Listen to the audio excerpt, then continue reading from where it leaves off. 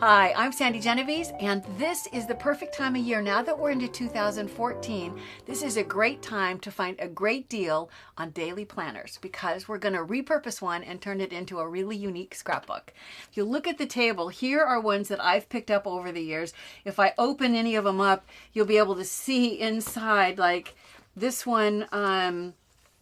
This one was from 2011, but you're able to use the pages that come in the daily planner as guides for creating what will be the scrapbook pages in this fun little scrapbooks. The one that we're going to work with today is this one. I like that it's a nice big size. It's beautiful leather, and I'm creating it for a family, friends of mine that live here in Laguna. If you look inside, the cover page has the year, and I'm going to write their family name for that cover. This is going to be a collage of family photos, and I haven't had a chance to do this yet, but you'll see that there's a map that came with this daily planner that I used as my guide for how to create this page. And then I used they had tab pages inside the book that I used to create these divider pages. Because they live here in Laguna, there's lots of pictures, you know, that take place in and around the water. So that's this chapter. Notice I haven't even added the journaling or anything yet. Just going to skip so I can show you these divider pages. Here will be the family photos. The next divider, they travel a lot, so this will be the travel photos. I'm going to skip to the next one. Nathan and James are brothers, and I have a lot of really great photos of the two of them. And if I go to the last divider page, I haven't done this yet, but you can see what it looked like blank. This is going to be for sports because they're involved in soccer. You saw fishing, bicycling, lots of fun photos for this section as well. I also want you to see that if little hands are going to be using the scrapbook, you can create page protectors for these even pint-sized scrapbooks. Here is one that I've created, and I'll show you in a minute how we make these, where the pages can slide in and out, but you can also put the holes into the page itself so that the whole thing stays inside. And my daily planner also had line pages in the colored, you know, these, let me set this down so I can kind of flip through and show you colored pages. Lots of fun colors. For some reason I can't flip it, but you get the idea. I think journaling is so important that it's cool that I'm going to be able to use the pages that actually came in the book. And then because it's easy if you have a pen or a pencil handy, I'm going to keep that in this little scrapbook as well. There's even a ruler, and oftentimes I'll show you later how we can either cover this over or use this as a pattern to create something that becomes the daily place where you mark where you are in the book. All of this is so easy to do because all the guides that you need come in the scrapbook or in the daily planner itself. So if I start with what would be, I'm going to skip here to the divider pages. So if we start with the divider pages, you can see that I have this first one here. Now, in order to do that, I started with the divider page that came in the book, and I used this as my guide to be able to create the divider. So here was the divider, and I used it to create this.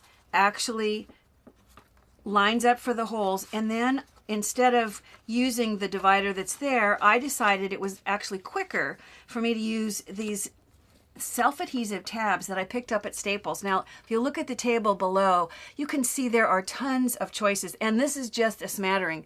There were more that were in brighter colors even, and different shapes.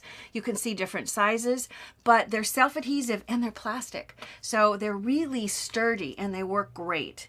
So in order to create the divider pages, I start with the bottom and the top. So if this is going to be what will be the top divider, I'm going to lay this down and I'm going to line up where the color starts on that divider, move it until it looks like it's straight.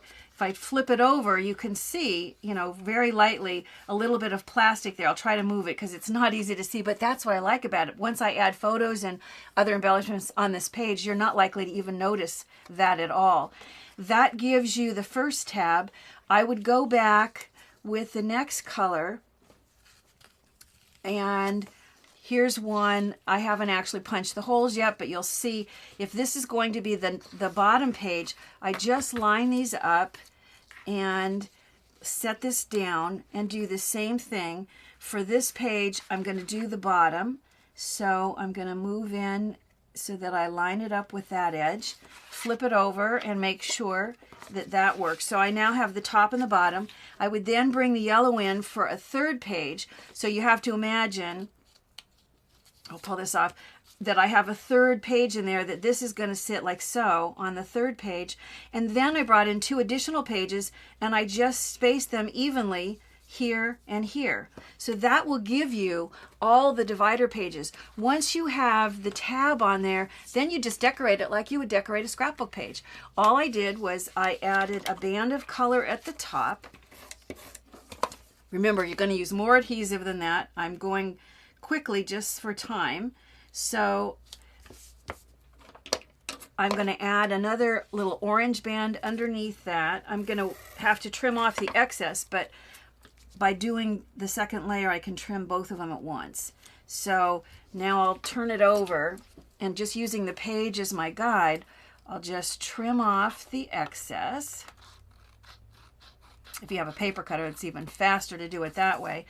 And then go back with the punch and punch out, since I added that additional layer, paper layer, I know you're looking at white through white, but it's easy to see, and put these right inside the first holes that were punched in order to create those layerings. Now, in order to create the title, I simply matted white onto blue, and it's going to sit in this vicinity. However, before I do that, I want to show you kind of a fun trick. I used vellum stickers. Here's the sticker sheet, and I used it to write out this phrase, fun in the sun. Now, if you're going to put them together, it's easier, rather than doing them one at a time directly on the white paper, it's easier to compose it while it's loose. And what I've used is just the backing of another sticker. This was a big red heart sticker. So save these backing pieces because they let you compose your layout. So I've laid Fun in the Sun down, and it's going to peel right up. I'm going to press down so that where the stickers are stuck to each other, they're going to stay stuck. And then I'm going to just curl the rest of these so they'll come right loose, because that backer sheet does not, you know, whatever it is that they've used it with, they've made it so that the sticker pulls right off easily. So I'm going to peel all of these off. Notice how they'll stay all together. I'm going to get my tweezers in there and just grab one spot. So now see how you have the whole thing all together? It is so much easier to work with it like this. Now I'm going to go ahead and position it onto the backing and press it down. And then for the final little touch, I took another sticker sheet and added just some fun splashes of water to make it, to just kind of complete the idea. If I open up the scrapbook and you look at the finished one, you can see, if I go to this page, you can see how easily that went together and just how quickly we were able to create that divider page. So you go ahead and create the divider pages for your scrapbook that fit the theme of the photos that you want to put inside. I mentioned that you can also use page protectors. It's so easy to convert just a big page protector. I got a whole box of page protectors. Make sure wherever you get them that they do say that they're acid-free, because if you get them at an office supply store, they're not always. Double check to make sure they're acid-free. Take one of the pages that came actually in the daily planner, tuck it inside, and then in this corner like so. And while it's in there, I'm going to go back through and I'm going to cut out. I usually would just walk over to my paper trimmer and I would normally just trim this guy like this. On the paper trimmer it'd be faster, but because I'm not going to stop and get up, I'll just go ahead and I'm just trimming through both layers using the page from the daily planner as my guide. The trick is, now that it's time to punch the holes, if you try to punch through plastic, it wants, I think it's because it slips around, there's 2 layers there, it's difficult. I'm first going to take a permanent marker and I'm going to mark where I want these holes. But as I said, there is a little trick that we're going to use, because if I just take my paper punch and try to punch through those, it fights me. And some of the time it just kind of tears the plastic. I'm going to pull this out, and I'm going to, instead, I'm going to place a little bit of cardstock. You just need this layer of cardstock, and I'll go all the way and start at the bottom, and I'll just do a few so you get the idea.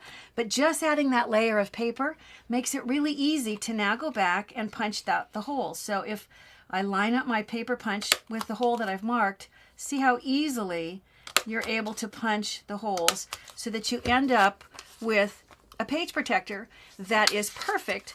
You can either punch holes in the page that's going to go inside and they will line up, or you can trim the holes off of the interior page if you want to be able to slide it in and out while it's still in the ring binding itself. Now I mentioned the map page. The map that came with this was such a cool idea. It made me think there might be a lot of pages. Here is the map page here. And it came in my daily planner. So all I did was lay this down and used it as a guide in order to create the exact same thing just out of a piece of paper. And then I'm going to go ahead, punch the holes in that, and that allows me to create large, oversized pages in this smaller, really fun album. Now for the cover, the only thing that you might want to know is I took one of the divider pages, so let me pull one up, and I used it. I want the cover page to conceal all of the tabbed pages. So you can see I used the tab as my guide to see where to cut my cover page so that it will conceal all of the tabs underneath. I would go ahead and mark the holes and then go ahead and add the same layers of decoration. In fact, I'll go back and show you. That way it's composed the same way as all the other pages. It's just done on a larger oversize that will cover and conceal all of this fun thing that's going on in the pages behind. This is the scrapbook that I'm going to create for the Vermilion family. I've also created a smaller size. Let me bring this over and show you. Here's a completely different daily planner. Once again, just picked up on sale. The Container Store, stationery stores, all kinds of stores carry these daily planners, and this is the time of year when you can get a good deal on them. But here you can see I used the pages inside to create like a title page. I divided the pages. Once again, here's the vacation section that has photos. Here you can see an example of a photo that can slide in and out of that page protector. If I skip ahead, the next section is family photos, and let me skip ahead.